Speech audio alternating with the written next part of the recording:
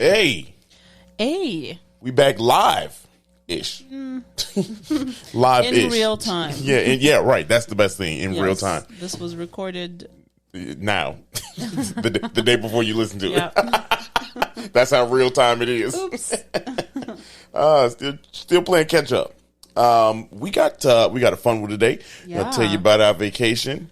And do what we do. Normal shenanigans. Here we go. 77 flavors of Chicago right now. It's Sarah. And it's Dario. And we traveled through all of Chicago's 77 community areas. We shared some great stories and took you to our favorite restaurants. But you know what? There's more Chicago history and food to discover. So join us as we connect you to the greatest city in the world. You know why? Because this is 77 flavors of Chicago.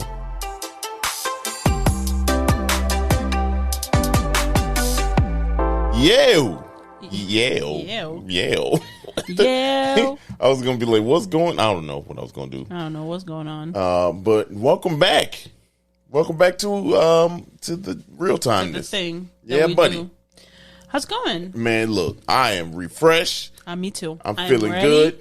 Like I feel like this is the second half of the year, but it's not. It's definitely not the second half, but it feels like that. Well, we're almost at the second half of the year. We close. It feels like a good refresh. Doesn't it? Yeah. Went to Europe, if you all didn't know. We had ourselves a little vacation. If you missed the 17 episodes where we mentioned it. Yeah, if you missed that.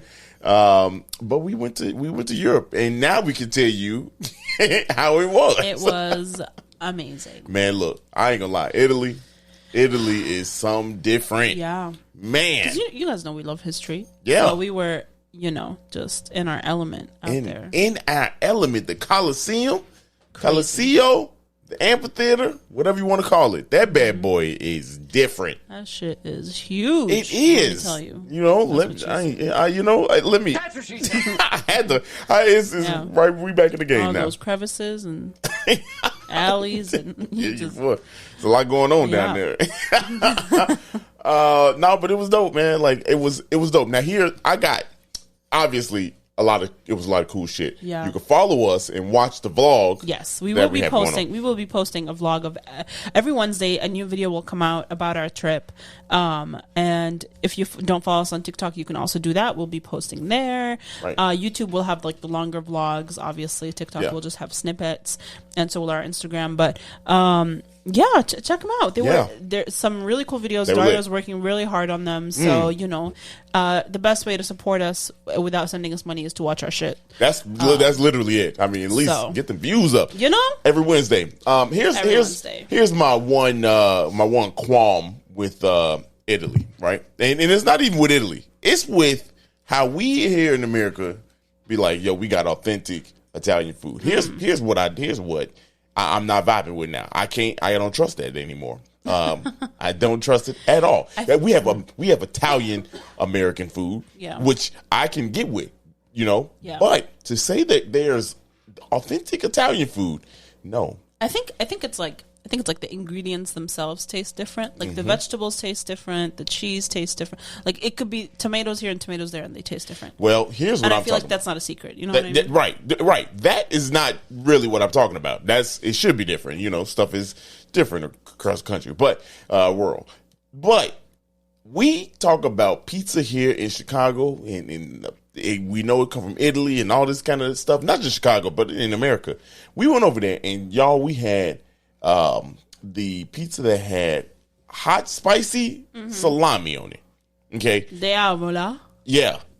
Now, why have we not ever had that, or at least I have never had it here in America? The only place I know of that has that is Spaccanapoli. And I like Spaccanapoli, you know what I mean? Yeah. But it didn't hit me like that.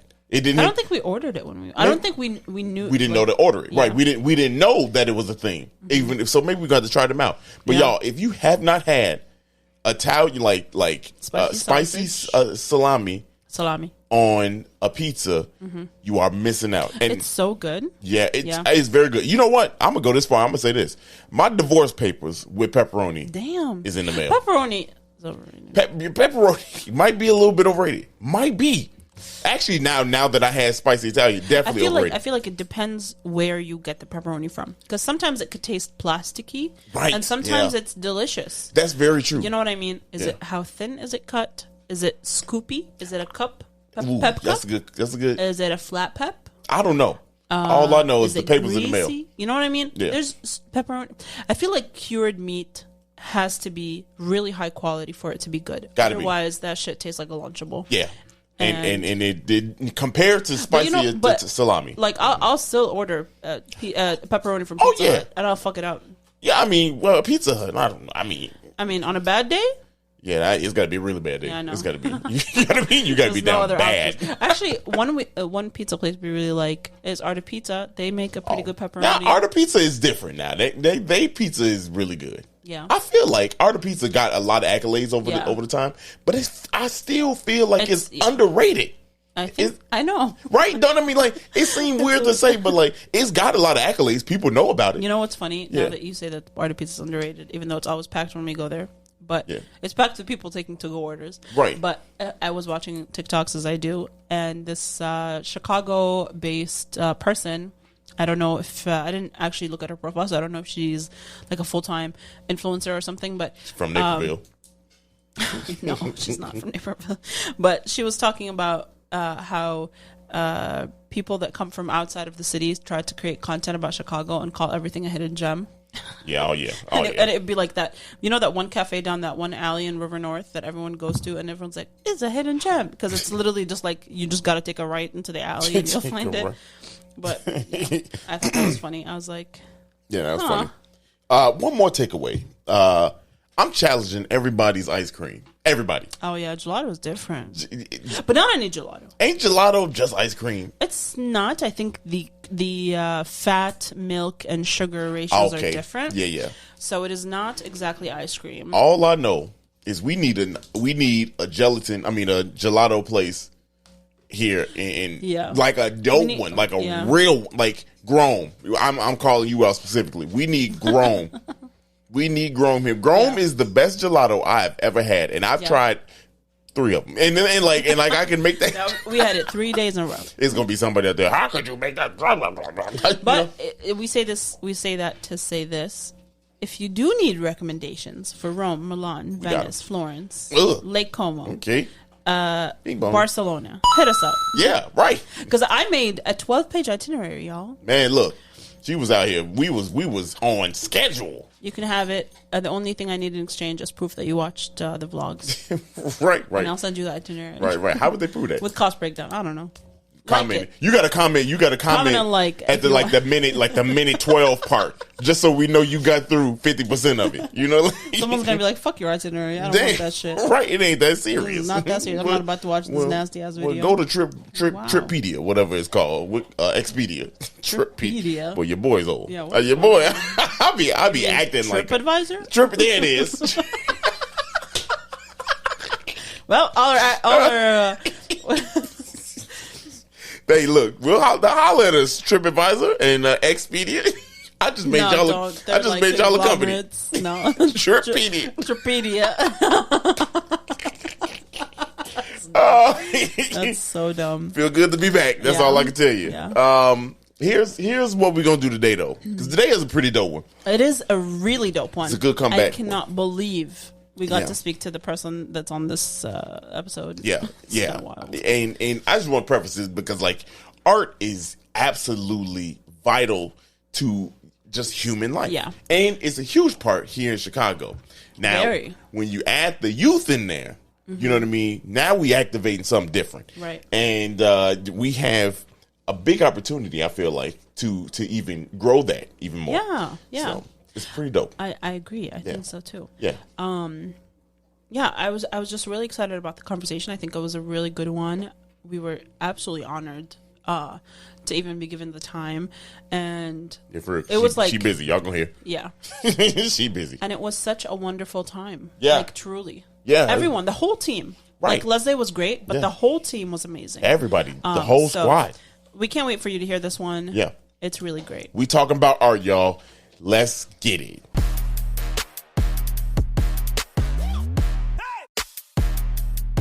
welcome to the show. Thank you for having me. Yeah, go ahead and tell the people who you are. My name is Leslé Honoré. I am a mother, a daughter, author, a poet, and most proudly, CEO of Urban Gateways. Okay, so when do you sleep? I don't. Yeah. I hope one day sleep will come. That's when it's all done. In the meantime, we just gonna enjoy this work. Yeah. Go ahead. Oh, I was gonna say, tell us what you do aside from Urban Gateways. We'll talk about that in a second, but tell us about your life a little bit. Ooh, I wear a lot of hats. So before I was anything, I was always been a poet. So I always used poetry as a way to express myself. I did my first book of poetry, self-published in 2017, called Fist and Fire. Mm-hmm. Oh, wow. I've had a lot of success that I'm really grateful for on social media. So I started posting work there in 2016, really focusing on the experience of Black and Brown youth and Black and Brown parents and existing in a racialized world, and what that looked like during that time period where we really experienced seeing police brutality for the first time in real time. It wasn't anything that was foreign to Black and Brown communities, but we hadn't really seen it on that platform happening and being exposed as it was happening. So I started to write a lot about that and was shocked that people on social media wanted to read it. I never thought anyone would be reading poetry on Facebook. Right. That's different. Yeah. Shoot, it's hard to get likes on Facebook. Mind blown. Yeah. And I am still like, don't do TikTok, and I scroll. Yeah. Scroll. Yeah. I'm a little hesitant to do recording because I'm not a spoken word artist. My work is really meant to be read and reflected, and so I've fought really hard not to do that, because I want people to read it and get a chance to ingest it and ask questions.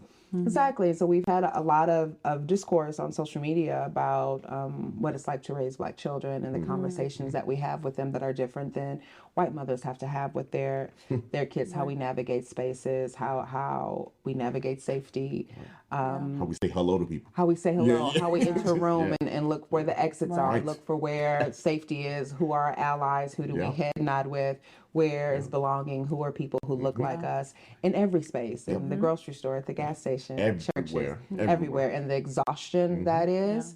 So a lot of my writing has been about that. So that's what I do all the time. And like I said, I've been really blessed to have a lot of attention. So I've been in every Chicago media outlet. I've had some national attention: New York Times, Good Morning America, NPR.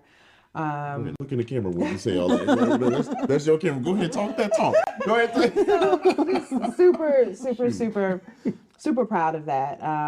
And mainly talking about Black women's experiences, Dory Regland, Meghan Markle. That juxtaposition of Blackness and white supremacy at its peak. And then in 2020, when Kamala Harris secured enough votes to be our first woman vice president, our first Black and Brown vice president, our first daughter of an immigrant vice president, all those identity things resonated with me. My mother immigrated from Mexico when she was 15. My father is a descendant of enslaved African people from New Orleans. So it was such a huge moment. And I was driving around with my daughter, and she was like, pull over, you want to write about it, because I typically write about stuff with some immediacy. And I just thought about a poem I had in my book called Brown Girl, and I reworked it and put it on social media, and it went viral. Super quasar viral. Media outlets in India were writing about it. There were teachers in New York who were using it as affirmations. NPR picked it up. It's Politics Now picked it up. And instead of dates in my DM, I had some of the largest publishing houses asking if I wanted to make it into a children's book. That's amazing. That's how my agent found me. So I'm represented by Johanna Castillo, who is with Writers House, which is the oldest agency that represents writers. They also represent MLK's estate and Octavia Butler's estate.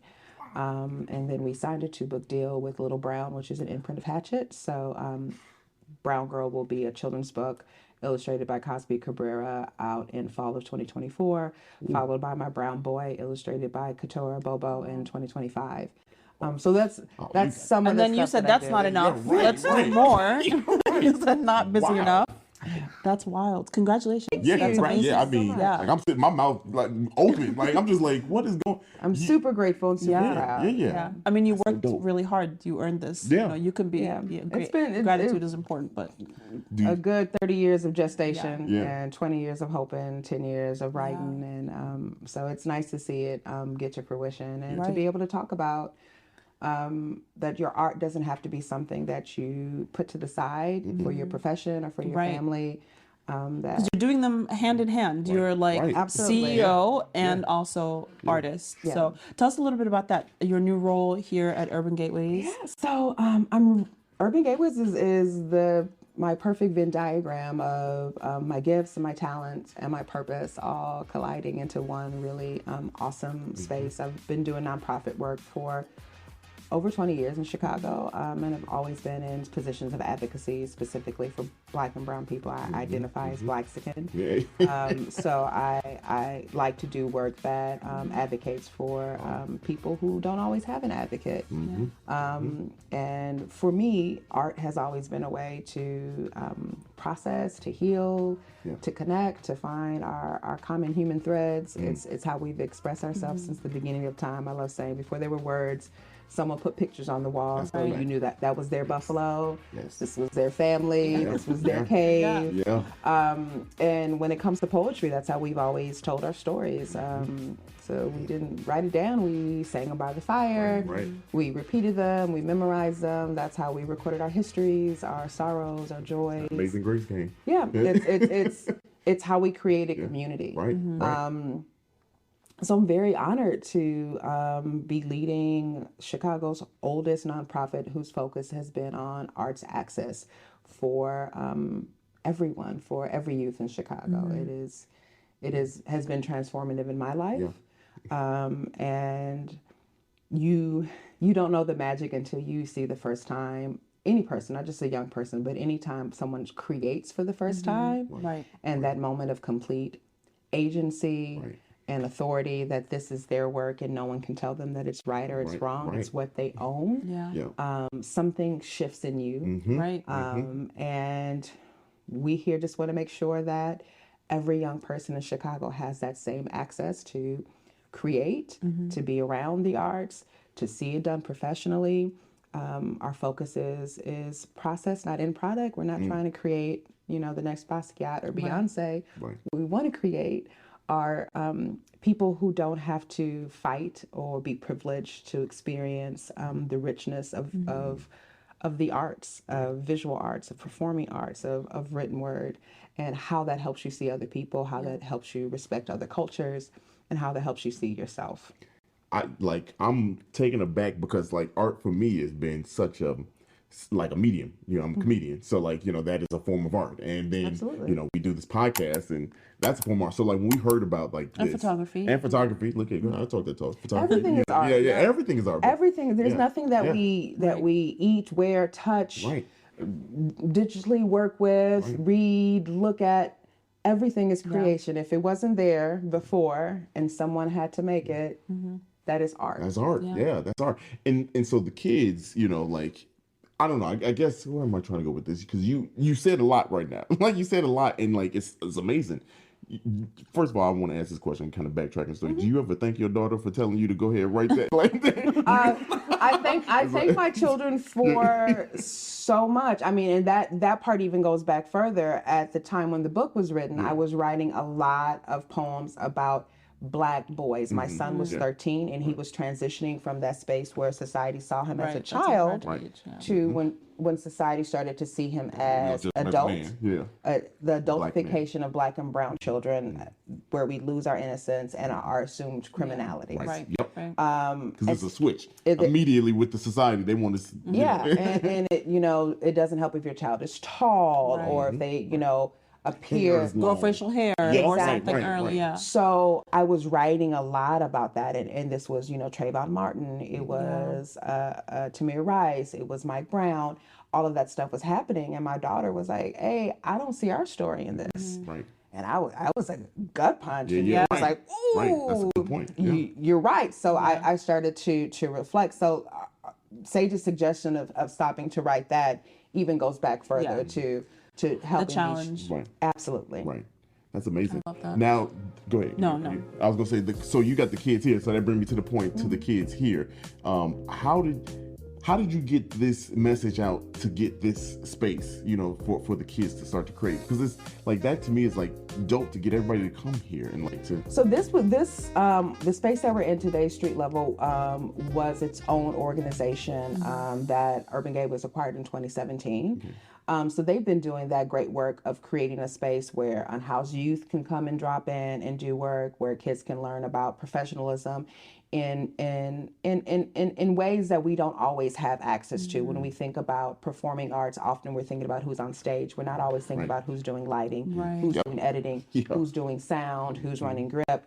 And those are wonderful jobs that can still be in an arts area, but can provide, a life for someone.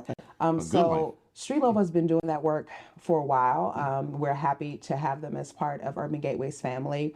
And this is like the second stop on our Urban Gateways train. As you guys have done some work with Elevated Chicago, and also know that I do transportation advocacy. So we like to think about Urban Gateways as train stops. So the first one is we bring the train to the school. So we work with schools who don't have the budget for traditional arts programs, who are Title I schools, and we work with the schools administration there about what they need. What type of art are they looking for? Is it a couple of days a week? Is it supplementing completely a semester?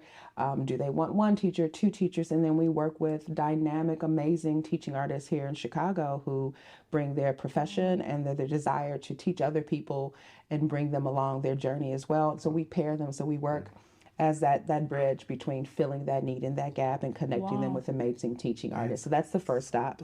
Second stop is bringing them here to Street Level, where they can do digital art, they can do youth media with Mouth Sauce, they can work as a journalist, they can record, they can do mixing and editing, they can talk about anime, they can have a free space to create. We do school programs with a school like Vaughan, who works with a lot of students who have cognitive delays. We have students here who are nonverbal and are able to communicate with the team by creating music. So having a safe space for them to find their fullness of themselves. And then the stop that we take them to next is through TAP, our Teen Arts Pass, where they can go out into the world and see professional experiences. So we partner with stuff like Lyric Opera or the Goodman, where they can see real shows for $5 and often for free.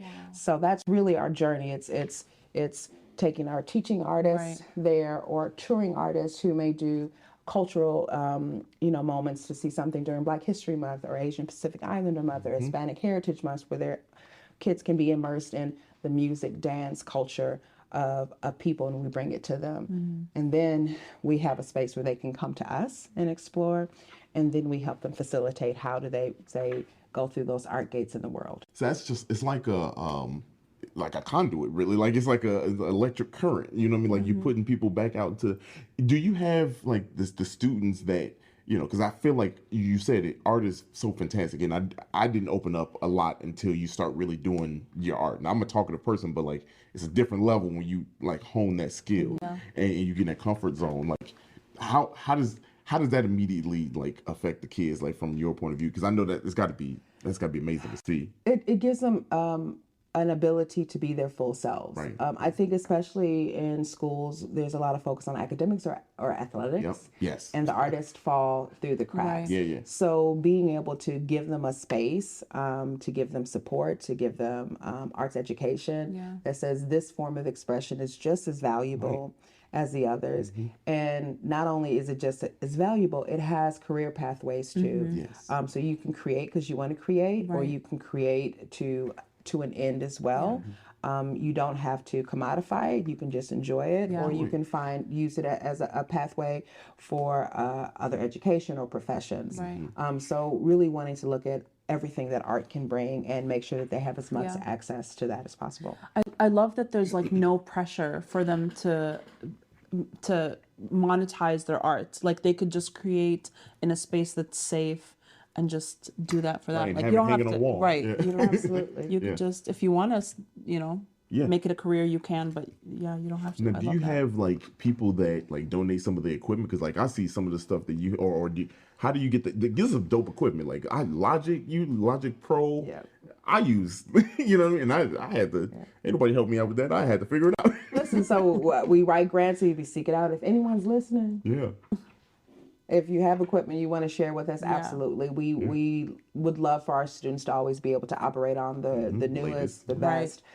So many of the youth that we work with come from communities where corners are cut, where they're disinvested, where they're not, given the best of everything. Right. So we try really hard. You learning behind 8 ball in a way. Exactly. And the programs are free for the students. Yep. How do they participate? How do they become part of the program? They participate through their schools. We also work with some unhoused youth that can just come and drop in. So there's different word of mouths. There's so many different doors into the program, and we try to keep it open and accessible as possible. Nice. So you're here most of the time, right? Are you here most of the time with them, or whenever you got free time? So the staff is here most of the time with them. Most of my time is spent in the world, letting people know who Urban Gateways is, what we do, how they should and then support doing your us. 75 I was about to say, like, all the hats go into the hole, though. That's wild. Yeah, there's nowhere I go. There's no place where I am where I'm not carrying the title of CEO over Urban Gateways, and so it's always an opportunity to remind people that even if you didn't think art should be in this space, if I'm here, so is art. Mm-hmm. So being able to have those conversations in places that aren't first thought of. So when we think about policy or when we think about different city departments, the first thought isn't, Department of Transportation art. Mm-hmm. However, yes, we think about CTA's logo, we think about messaging, we think about pamphlets, we think about signage. All of that is art. Right. Someone designed that. So there's no messaging. Art does all the heavy lifting for the city in every way and every capacity of it. And especially in this city. Especially in this city. Like an art heavy city. Yeah. So I wanted to ask, I don't know if you were about to ask about the 21st. Yeah, I was going to say, we are like a history focused podcast. Yes. This organization is significant to Chicago's history, and we're coming up, the day this episode airs is going to be the day after the significant day, the 21st of May. Yeah. So tell us a little bit about that. So 21st of May is Jessie Woods Day. Jessie Woods was our founder. So she just a wonderful, wonderful woman, born in 1914. Mother, she was also a dancer and had an injury and wasn't able to pursue that career the way she wanted to, but was very committed to ensuring that her kids could explore all the richness of art, and started to do that locally herself and bring other people in. And I love that some of the initiatives that she started are initiatives that we do right now. She's really committed to getting her kids to the Lyric Opera or out to see, like Broadway and plays and being present. And that's something that we still stay committed to is how do we ensure that our youth have access to that are affordable and that doesn't create more barriers. So she founded Urban Gateways in 1961. It was originally called the Institute for Cultural Development. And she started with co-founders Donna Banyan, Betsy Johnson, Helen Kohler, and Connie Williams. And then I could just go through the bullet points of all the accolades. We got time. We got time. So she was appointed by President Jimmy Carter to the National Council of the Arts. She received the Governor's Award for outstanding contributions to the arts. Wow. Mayor Daley is who appointed Jessie Woods Day, May 21st, 1994. Randolph Street is actually Jessie Woods Way. Oh, wow. Yes, Urban Gateways received the President's Medal of the Arts Award. Wow. And then this is something that I felt so just some universal alignment. Yeah. So we were talking about earlier that I was recently appointed as co-chair of Mayor Brandon Johnson's Arts and Culture Transition Committee. So thinking about how do we inform the mayor on what priorities should be for arts and culture. And She was also appointed the chairman of the advisory board for Chicago's Department of Cultural Affairs. This is just symmetry. Yes, it is a reminder that art should be there. Like, not only should we be in community, but we should also be on the fifth floor. Not only should we be performing, but we should also be informing how we can weave arts through different departments and different priorities, and be supported. And not just be decorative, but be present. Right. I know we was dropping their rap out for y'all. Like she got bars. Like we got sound bites. She literally does this. Clearly. It's dope that you're gonna be there on the fifth floor. You know, I feel comfortable having you, like knowing you advocate for the arts. Yeah, for real. So any plans to make this even bigger? Let's blow this thing up even more. There's always plans. So we are right in the middle of still going through what our recommendations are, and so it's not just myself. It's two other co-chairs, Monica Trinidad and Abby Pucker, who are round out the three co-chairs of Arts and Culture, and then the Arts and Culture Committee is just chock full of arts advocates, arts leaders from all different sectors. And so what we really want to inform is, what should we be thinking about in the first 100 days, the first year, the first 2, first 3, first 4? How do we use arts as advocacy? How do we talk about some of Chicago's pain and do it in a way that expresses everyone and has fundamentally equity at its base? How do we ensure that all 77 of Chicago's rich and vibrant communities have a voice where arts from their community, artists from their community are amplified and supported, not just downtown, not just Lincoln Park, but all of the communities that we work in and live in and express ourselves in. So it's been a lot of hard work. My team here has been extremely understanding in my absence, as we really want to support Mayor Johnson, and just actually grateful that he has an arts platform, that he's even thinking about that was huge and revolutionary. And so we want to roll with that momentum and say, thank you for the platform, and this is what we think you should do with it. But more than that, this is how we want to support it. Not this is just our recommendations, but this is how we can help. There's the actionables. We have a plan, And I really think that's so dope to have that as an arena, you know what I mean? Like here in the city, I say it again, this city is arts heavy. If we go through the history, right? Bronzeville, we spawned so much of culture, in the world, and to have a division, an area where we can talk more about it. Let's figure this thing out. Like you said, all 77 have somebody that we have people in these communities. Right. Because every community expresses itself through the arts. Yes. So whether it's Ukrainian Village or Pilsen,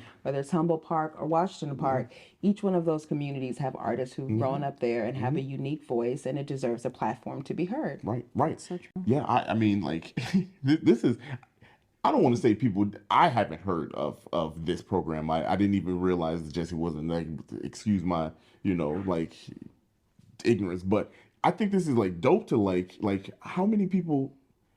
Don't you wish you were a kid going through this program? I feel like that. Forget being a kid. I wish I knew this 2 years ago. I love this kind of stuff. I guess that's where I'm going with it. Is is there an age limit cutoff? I think 40. I think we go through our young adults, but there are opportunities to volunteer. We love having people who work in the arts to be able to come and talk to our youth and let them know these are the options afterwards. But I mean, I think you hit on it. Art brings joy. Yeah, right. This is fun. Yeah, this is and especially you kind of touched on it a little bit. You know what I mean? With Chicago's, our faults. You know what I mean? In the outline issues. You know what I mean? Art is essential today. If we give a platform to people to be able to say, "Oh, I didn't know I could do this," Yep. So just giving our youth an opportunity to process, to collect their thoughts, to create it, to feel empowered through it. It's just the first step of many, but in my opinion, it's the first step on how we identify root causes. Right. We are very focused on solving symptoms and putting Band-Aids on it and talking about what our youth aren't doing right, instead of really going to how do we support them? Right. Why are they making those choices? What do they have in their neighborhoods that are available? What are they asking for? What can they afford? How can they get there? What have they been exposed to? I don't feel like we've asked that question enough, because if we did, we have answers for it. Right. Yeah. It's out there. I feel like we're not getting to the point. You know what I mean? And like you said earlier, teachers weren't teaching like, oh, you can be a dope artist, a photographer, videographer, or musician. You know what I mean? Like you have to be super book smart, right? But like this is an outlet. You know what I mean? Like this, especially as Black and brown children, it's never an option. Right. Like that was. Growing up, basketball. That was never an option. Like I never thought that would be a career that I could do. Like my mom still doesn't know what I do. If we get into it, I mean that's a whole different conversation, unpacking immigrants' parents' standards of what their kids should be doing. But like the shift 10, 15 years ago when people started to defund art programs in schools, when those were the first things that were cut, I believe has a direct correlation to the expression that we are seeing right now of young adults, pain, frustration. For sure. Where's the outlet where they can safely say who they are, what they want to be, how they feel. We're struggling to find that in ways that are celebratory. You want to tell people how can they support urban gateways? How can they support you? How can we spread the message? We gonna spread the message. So please spread the message. Follow us on Facebook and Instagram. You can share everything that we do. Come out to events. Any gift that you give is tax deductible, and I have no problem saying we will always need money. We do not have it. No one is, making it rain over here daily. Right. We do not have a direct connect to Steve Jobs. Like we always need any sort of support. But connections, networking. When you think about something that you like, if you hear a song that you like, if you read a poem that you like, a book that you like, see a painting that you like, I want you to then think about, and let me support people who are teaching people how to do that. And so just give some nickels our way, or some $5, or add zeros as you can fit. Zeros, commas, all that is good. But if you were ever touched by art, then support people who create it, and that's the best thing that you can do. You can always donate at urbangateways.org. We always have a button right there. We try to make it easy as we possibly can for you, but we can always use help. And wherever you're watching or listening to this, all of the links will be wherever you can access them. Below. And how can people support you? You can follow me on all the same platforms. It is just my government name, Leslé Honoré. Leslé Honoré Poetry on Facebook, Leslé Honoré on Instagram. I'm not really on Twitter, but that's another it's a weird place. It's a weird place now. Don't worry. God bless. We don't. No, but we gonna be looking for that book in 2024, 2025. And then ongoing here. I mean, you probably ain't heard the last of 77 Flavors of Chicago. Good. So, you are always welcome. So we have some events coming up. The 21 Minus event at the Museum of Contemporary Art. We'll have our street level table up, our Mild Softs table up, our Teen Arts Pass. We'll have screening 2 short films done by our students here. One kind of talking about their own Chicago experience. Another one talking about anime and rap and Black people's presence in that. So come and see the dope stuff our youth create. It's free 99. It's the 17th of June from 1 to 6 at the Museum of Contemporary Art. I'll be there. Come take some selfies. Come see what we do. Let's get it, y'all. Come out there, support. This is a dope spot. You a dope person.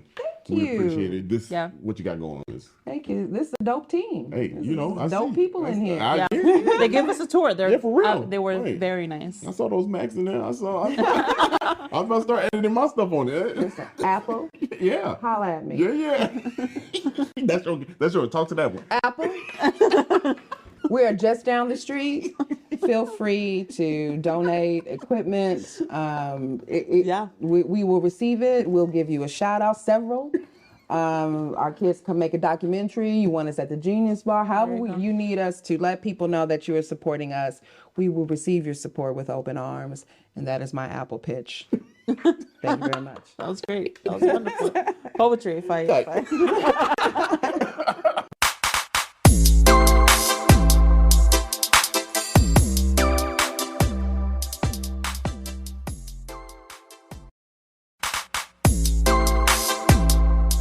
Yo. We are back. And that was such a great conversation. Oh yeah. Yeah. Man. Now you know. Like, please support. Please support them. Yeah. Go to the website. And honestly, next May 21st, we definitely celebrating Jesse Woods Day. Yeah. The proper way. Yes. But shout out to Leslé, Honoré for and the team over there. Yeah. Walking us through that. Yeah. Talking to us. Our eyes are open too. Yeah. So pretty dope. We're gonna There's stay. so many cool things happening in the city. It is. They have not seen The Last of Us either. Yeah, buddy. So the food though. The food. Mm-hmm. All right. So let me tell you. I love when grocery stores have food.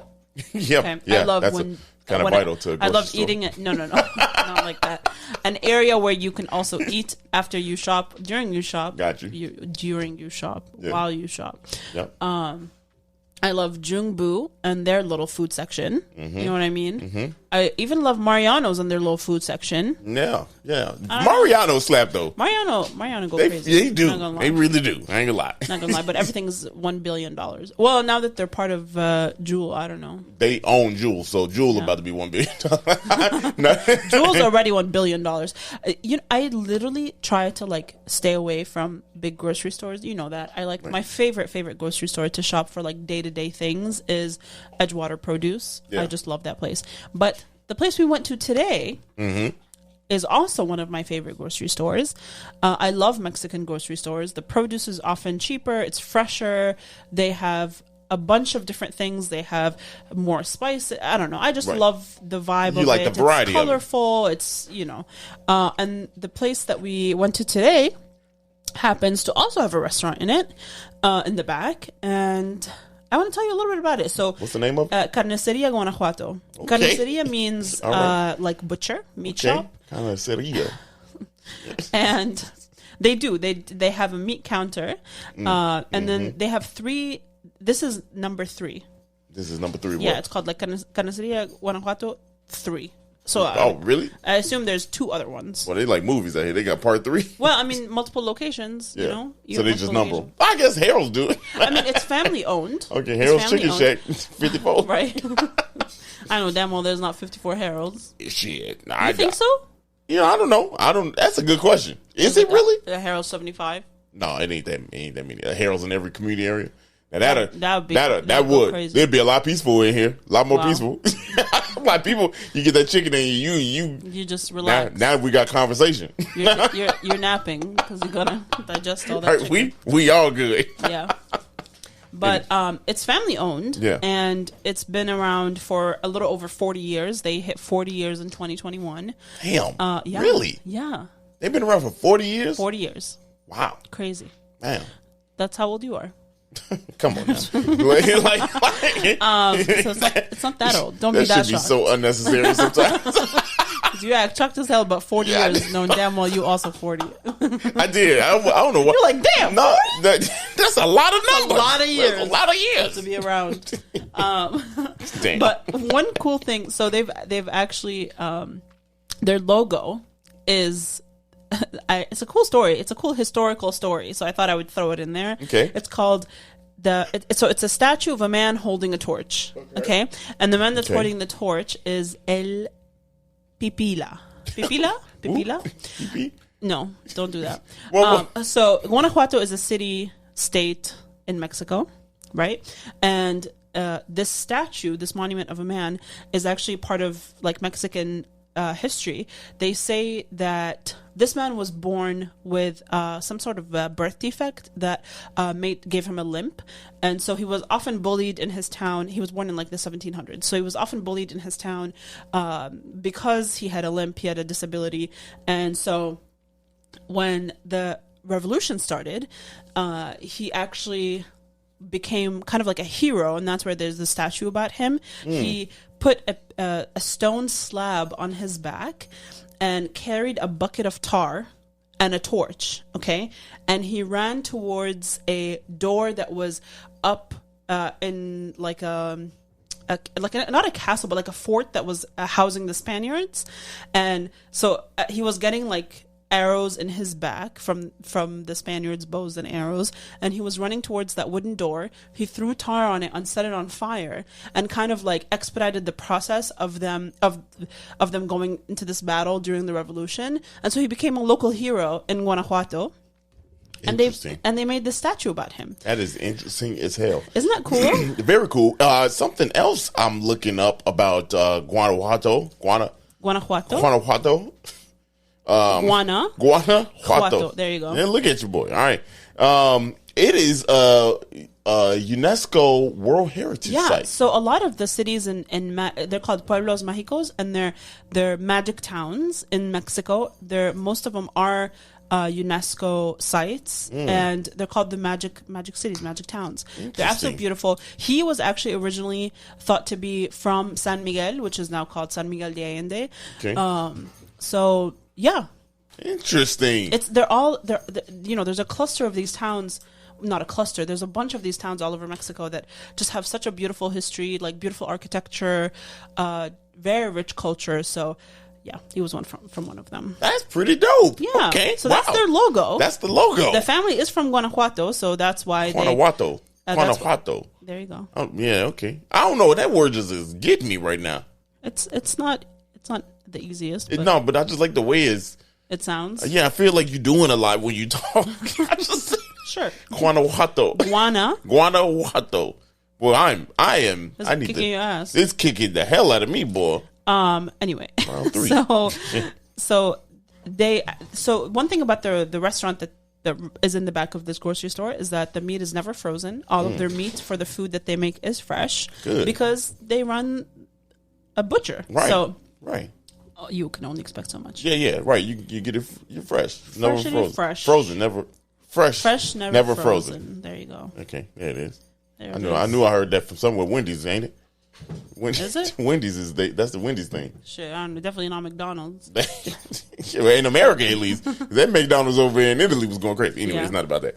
But yeah, it was a dope, and you get to see some people cooking. Yeah, for sure. You get to see them cooking right here. And you walk through the grocery store to get to the back of the grocery store to get to the restaurant. So it's it's really cool. You can eat and then do your little shopping or shop. Or shop and eat. It's best to eat after you shop. I think it's best to eat and then shop, because if I shop while I'm hungry, I'm buying ridiculous shit. Yeah, but if I shop while I done ate, now I'm sleepy. I don't even want to be there. Don't eat an obscene amount. Just eat regular, standard human portions, and but any kind of portion. If you're going to eat, I think you should see a doctor about that. No.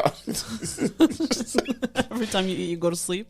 Look, no, not every time, but I be sleepy. Okay. I can't be the only one. You're not. You said they all in the hospital. No. Getting the help they need. No, don't say that. Don't say that. That's anyway. All right.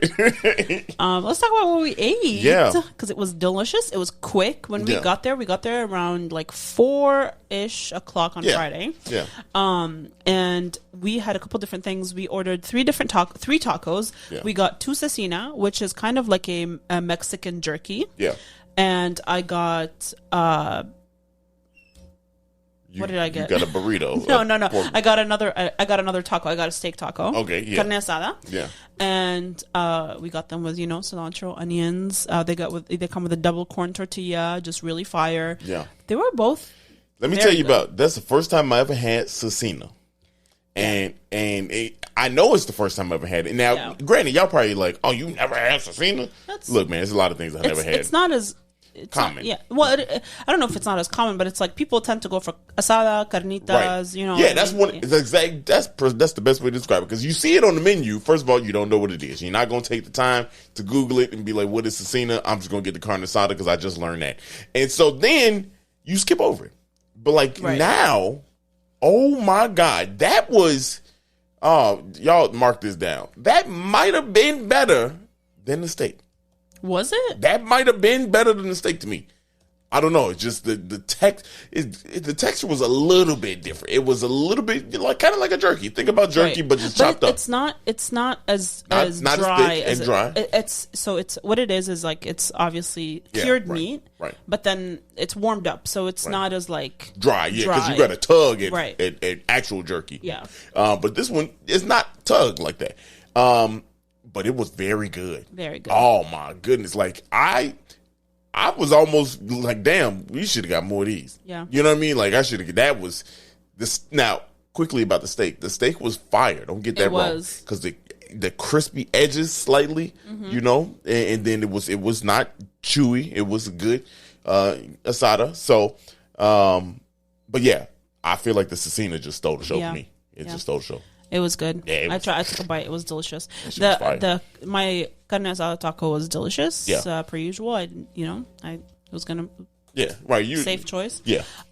Their menu is tacos, tortas, burritos. Yeah.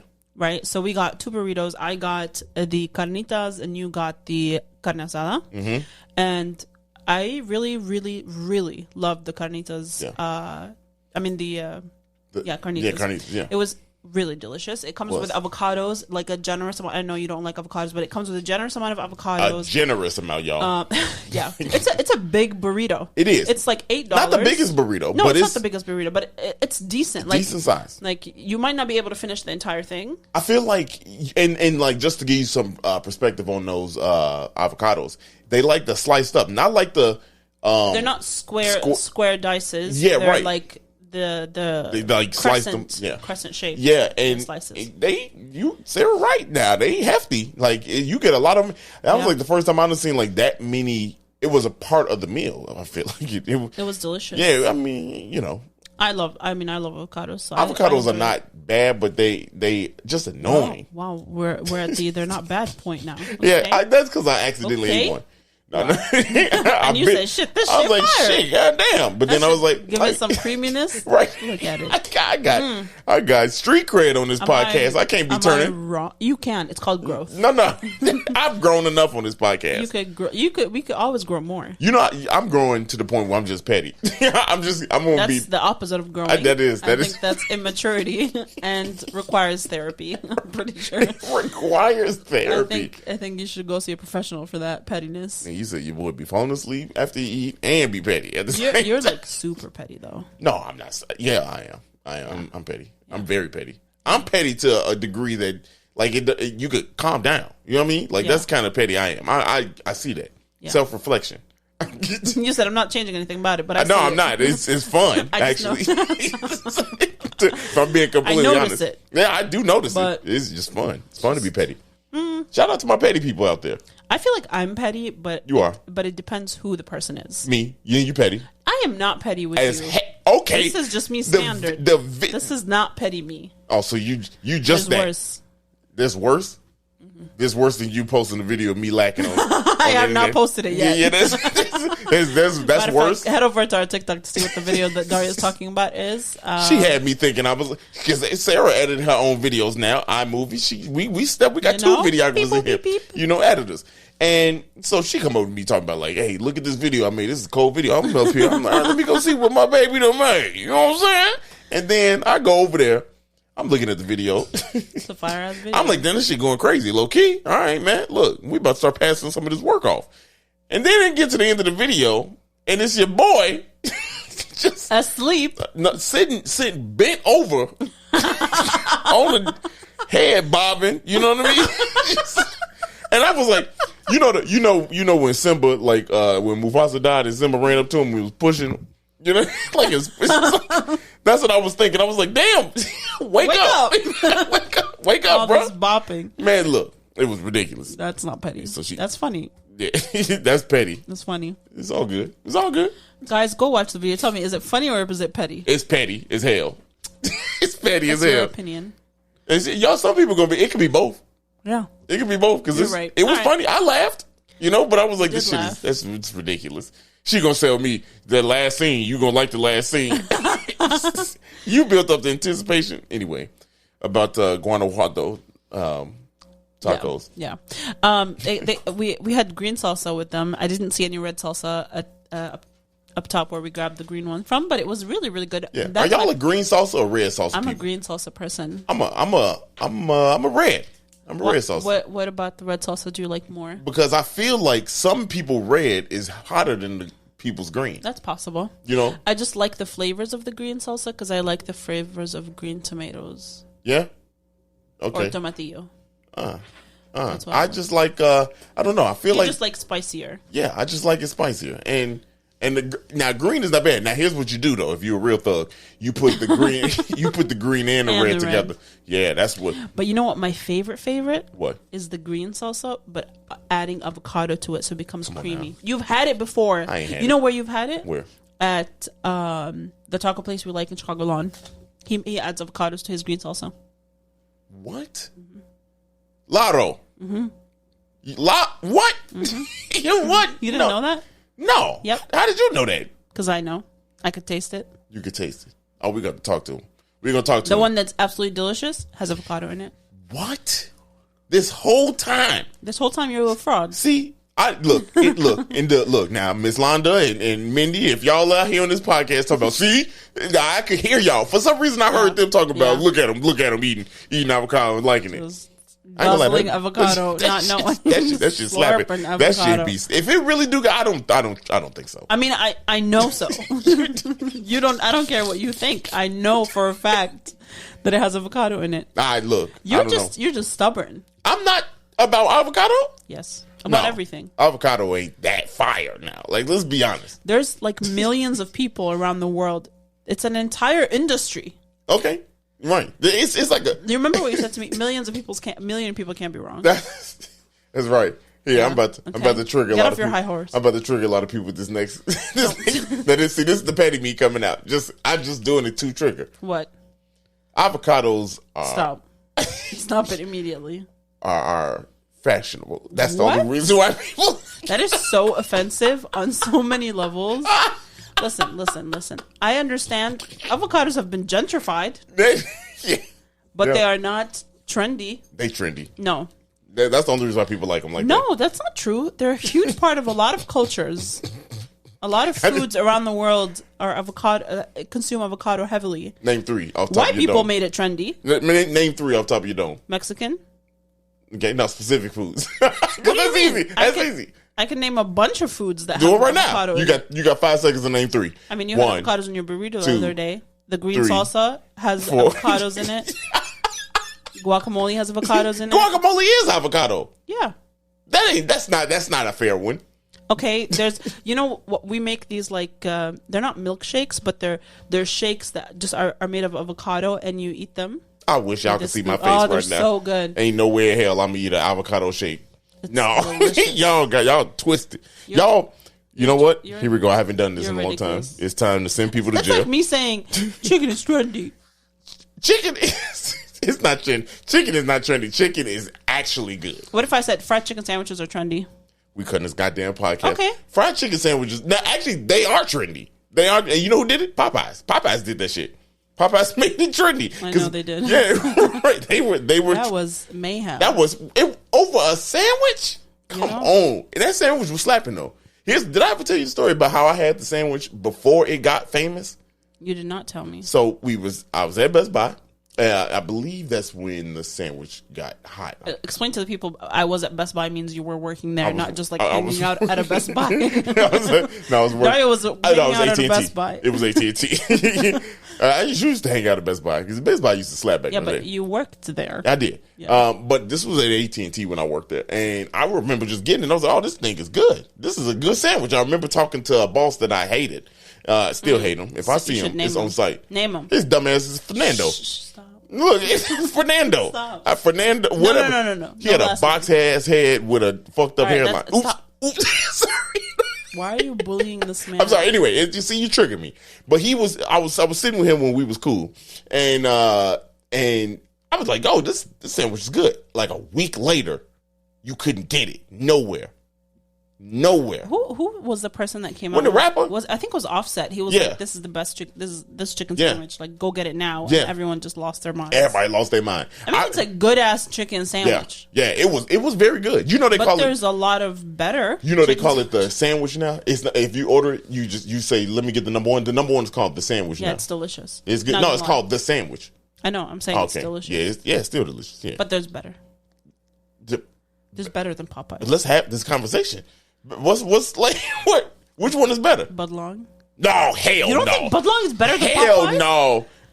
Nope. It's like twice the amount of chicken. No, look, I got to do this to you. I'm so sorry. There's so many. Wow. No, no, you wrong. Well, I like coleslaw. Yeah, you like that. Budlong is wrong. Now, if anybody, Budlong is good. We've had a lot of really good chicken sandwiches though. Yes. I can't think of any of them off the top of my head right now.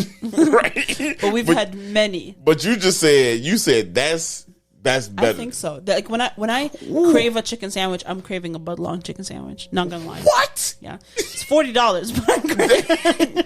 That's what you're thinking of. That bitch is $40, but I love it. Damn, shit. Wow. It's not $40, but yeah.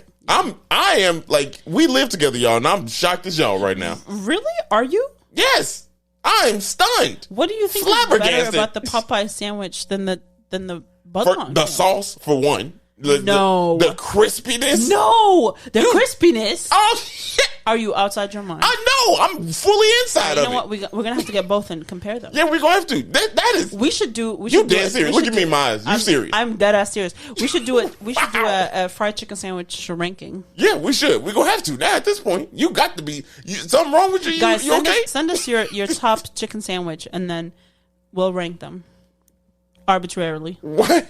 Hey, y'all. Y'all, Sarah, you got me. Look at me calling you. I ain't even call you baby. I know. Look, you got me because you're acting different. I don't even know you anymore. Wow. I mean, I didn't say it was bad. I love the Popeyes chicken sandwich. But I guess the sandwich, Budlong? No. I mean, I don't want nobody from Budlong to get mad because y'all sandwich slap. We done ordered it like a bajillion times. Like during pandemic, that's the only sandwich we had. Literally, all the time. Them, the fries, and the macaroni and cheese. That's all we had. See the whole situation go crazy. But that's the sandwich that's better than Popeyes. First of all, maybe I haven't had Budlong or Popeyes in a very long time. We're going to have to do it. We're going to do it now. So it's been months. Yeah. Months. We're going to have to do it. They two different categories. Are they? Yes. Maybe I'm wrong. Yeah. See how I admit that I could possibly be wrong? You admitted it-ish. You said maybe. You know what I mean? Because I need the facts. I need to try them and decide. I just, in my head, I think like the Budlong one is so much larger. You can say somebody gonna be listening to like Dario is probably this is the blackest, angriest. No, stop. This man went to war over chicken sandwich. No, that's the blackest thing on this podcast. That's not true. There's other things. Oh, hey. I was looking for that's what she said, but anyway, since I screwed the button up, that's all. Like I said, we got that's what she said. Let's get the hell on, man. Good to be back, baby. It is. I know y'all happy. we feel fresh, don't we? Fuck of an episode. If you liked this episode, go ahead and send somebody like. If you did not like this episode, send us your top chicken sandwich so we can compare them. And we can show Dario that there's better than Popeyes. Oh, y'all, I'm going to war. No one's shitting on Popeyes. I'm just saying there's better. No, I get it. But like, I need a better one then. Okay. I'm not going to. Bet. Let's do it. Let's do it. Well, y'all, we appreciate you. As normal. Oh, boy, this is a good comeback episode. Yeah. See you later. Peace out. Look at that dog coming in. Hey, thank you so much for listening. We really hope you enjoyed that. Please follow us on all social media at 77 Flavors Shy. And if you have any ideas and things you want to learn about, please email us at media@77flavorsshy.com. Yeah, if you could, also head on over to our YouTube channel, same thing, 77 Flavors Shy, and give us a follow, give us a like, and give us a good rating there. Make some comments. Go ahead and subscribe. We love y'all. See you next week.